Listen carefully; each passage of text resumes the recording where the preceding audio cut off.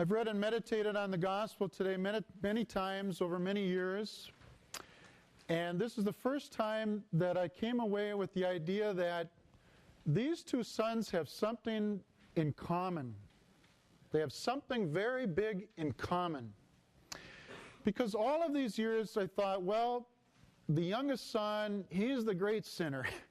He's the one who took all his inheritance and squandered it, and prostitutes and all sorts of other things.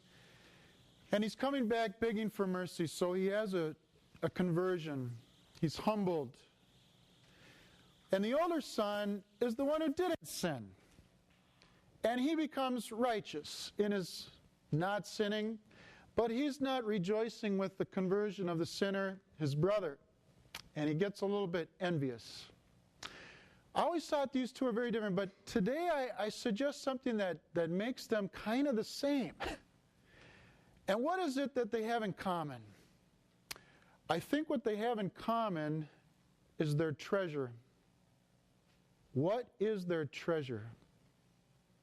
The first one's treasure and the second one's treasure are very much in the world.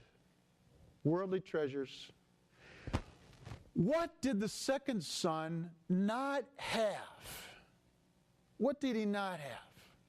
Well, think about what the first son had and received back. Did the older son who was righteous and did everything right, did he have a robe? Did he have fine garment? Yeah, he did. Did he have a ring on his finger? Did he have sandals on his feet? Yes, apparently he did. Could he have asked his father to slaughter the fattened calf and have a party? The father seems to imply yes. Everything I have is yours. He says, I didn't even get a little goat from you. I didn't even get that for a party. And the father says, you could have that and a fatted calf and everything. But where is his heart? Well, his heart is envious. His heart is envious. And I tell you truly, it's so easy to become that way. When you're married and you have your family and you got your job and your wife and your kids, or your husband and your kids, and you look at the next door neighbor and you see how well they're doing in their work, and gosh, they also have a home in Florida, and they've got a cabin up north, and he's a CEO, and we can get a little bit envious of the Johnsons down at the end of the street. We could get envious of the student in our class who just seems to come so easy for him, or the person who's so good at sports, or good looking, or humorous, whatever it is. And so I'd suggest for your, your recollection and examination is, do you ever suffer with envy? Do you suffer with envy? Do you recognize the tremendous gifts that God has given to you? And how many gifts that you and I have, which are beyond count. I learned something from a professor this past week about souls in heaven. And I just find it so hopeful and inspiring. St. Teresa of Lisieux said, in heaven, people have different capacities for God's love, but they're all full. Everyone's full in heaven of God. Perfectly full, nothing lacking. But, she says, capacities are different. So some people, she says, are like thimbles, some are like cans, some are like buckets, and some are like barrels. All right? And in this life, we can expand our capacity by loving more. But in heaven, everyone's capacity is full. And I learned from a professor this week,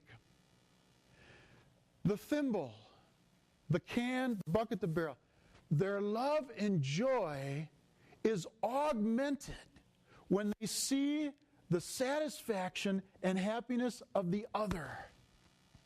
I thought, how beautiful that is. The thimble, the joy of the thimble is augmented when they see the bucket and the barrel full.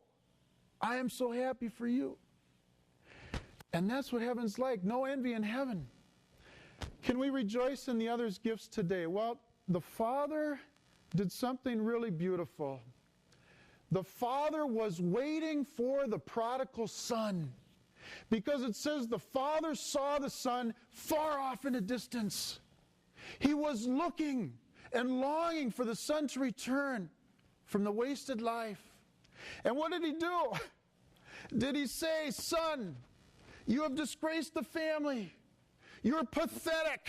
You have made terrible choices. You are excommunicated. Yeah, he said it. No, just kidding. No, he ran to the Son. He ran to him. Would Jesus run to a sinner?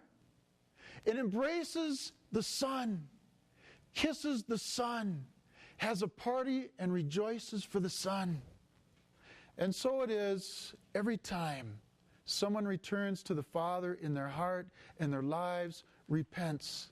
And so there is a kind of rejoicing amongst the angels and saints, amongst the angels and the saints. So let us consider today again the giftings that God has outpoured in all of our lives. Everything the Father has is ours.